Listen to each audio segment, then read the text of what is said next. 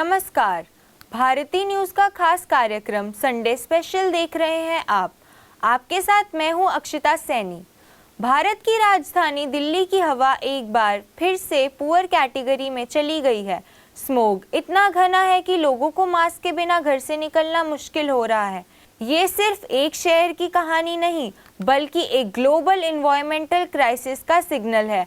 जब दिल्ली जैसी capital city में एयर क्वालिटी इतनी रैपिडली डिग्रेड हो सकती है, तो सोचिए बाकी दुनिया में क्या हो रहा होगा। क्लाइमेट चेंज का सच अब हमारे सामने है। हर दिन ज़्यादा गर्मी, बदलते सीजन्स और कभी सुखद तो कभी तबाह कर देने वाली बारिश।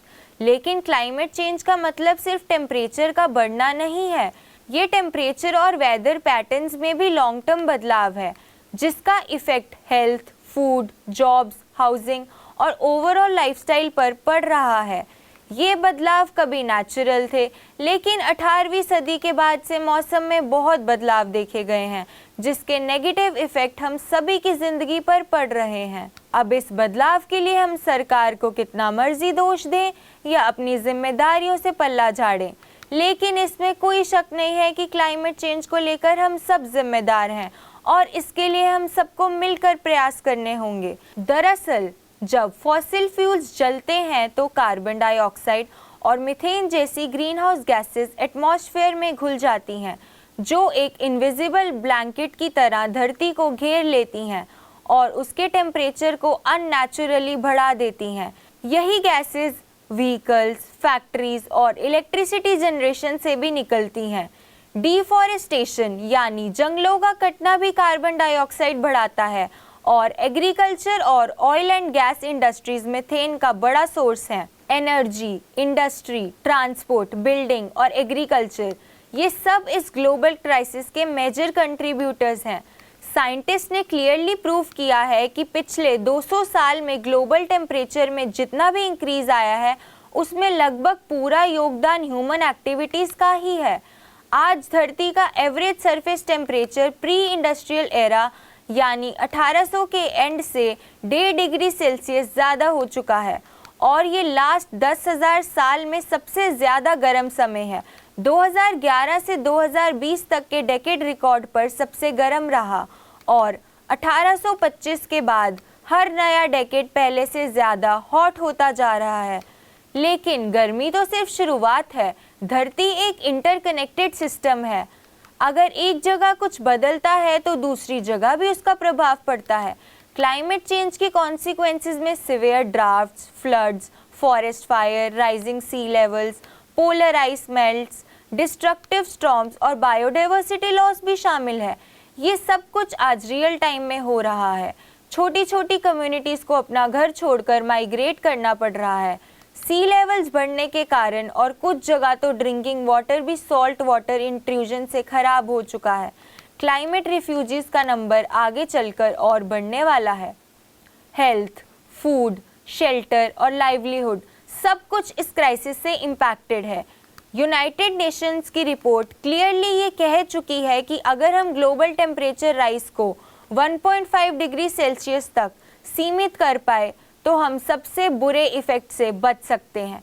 लेकिन अगर हमने एक्शन नहीं लिया तो सेंचुरी के एंड तक ये राइज 3.1 डिग्री सेल्सियस तक पहुंच सकता है। बस अभी 12th खत्म हुई थी और अब आधे से ज्यादा टाइम ये सोचकर निकाल देते हो कि which career to choose. Well, in that case I got you covered. ये वीडियो एंड तक देखना, क्या पता I will just make up your mind. You must have thought of कोई बस ऐसा कोर्स मिल जाए जहाँ अनलिमिटेड जॉब ऑप्शंस हो, क्योंकि मैं भी यही सोचती थी। जैसे कि journalist, news anchor, radio jockey, screen writer, video editor, event manager, graphic designer, cinematographer, director, public relation officer, entrepreneur. In fact इन सबसे भी ज्यादा जॉब ऑप्शंस चाहिए। तो just choose BAJMC as your career. BAJMC is not just about theory but plenty of practical knowledge too. BAJMC as a course आपको provide करता है world की better understanding, meeting और working with people of top notch industry. और सिर्फ यही नहीं, BAJMC as a course आपको help करता है to grow personally and professionally too. So what are you waiting for? Choose BAJMC क्योंकि इधर आपको मिलेंगी endless possibilities. एमिशंस हर जगह से आते हैं, लेकिन सभी कंट्रीज इक्वली रिस्पॉन्सिबल नहीं है। China, USA, India, Europe, Russia और ब्राज़ील, ये 6 कंट्रीज 2023 के मोर देन 50% ग्लोबल एमिशंस के लिए रिस्पॉन्सिबल थे, जबकि 45 लीस्ट डेवलप्ड कंट्रीज मिलकर सिर्फ 3% एमिशंस करती हैं। तो जिसकी जिम्मेदारी ज़्यादा, उसकी एक्शन लेने की ड्यूटी भी ज़्यादा है। सल्यूशन क्या है? हमें अपने एनर्जी सिस्टम को फॉसिल फ्यूल से हटाकर रिन्यूएबल सोर्सेज जैसे सोलर और विंड एनर्जी पे ले जाना होगा। हमारे पास Paris agreement, UN climate convention और सस्टेनेबल डेवलपमेंट गोल्स जैसे फ्रेमवर्क्स हैं। अब हमें एमिशंस को 2030 तक आधा करना होगा, वरना 1.5 डिग्री सेल्सियस का टारगेट अनरीचेबल होगा। अडैप्शन भी उतना ही इम्पॉर्टेंट है। Flood control, early warning system, disaster ready infrastructure पे इन्वेस्टमेंट करना अब ऑप्शनल नहीं, इसेंशियल है। ये इन्वेस्टमेंट्स कॉस्टली ज़रूर है, लेकिन क्लाइमेट इनएक्शन और भी ज़्यादा महंगा पड़ सकता है। लाइव्स, जॉब्स और इकोसिस्टम सब कुछ दांव पे है।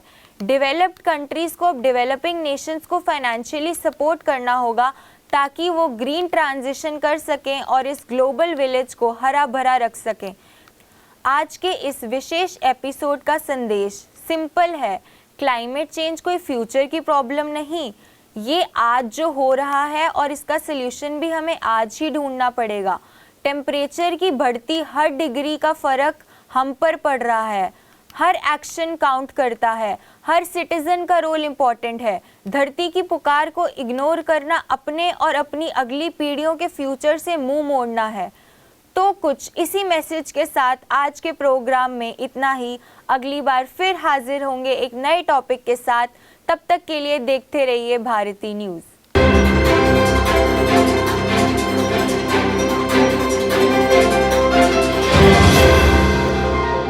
भारती न्यूज़, सीधा, सटीक और निष्पक्ष।